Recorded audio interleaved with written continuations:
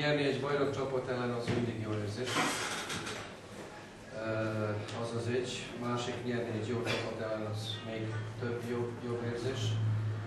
Igazából első 20 perc volt a lehetőség, helyzetek.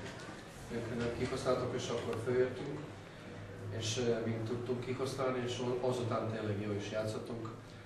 És úgy érzem, hogy ennek a szezonnak tartalma volt, de most a halmot is tettünk. És tényleg tiszta szívből gratulálom a fiúknak, aki egész végig partnerek voltak, és gratulálom és köszönöm neki, meg a szurkolóknak persze. MTK-nak pedig sok sikert az utolsó meccsen, és nekem tényleg egy külön érzésem azért, mert mindig mondtam, hogy nekem tetszik ez a stílus, ami MTK produkál, az játszós csapat, és mink is olyan vagyunk, és akkor, mikor ez történt, akkor tényleg boldog vagyok.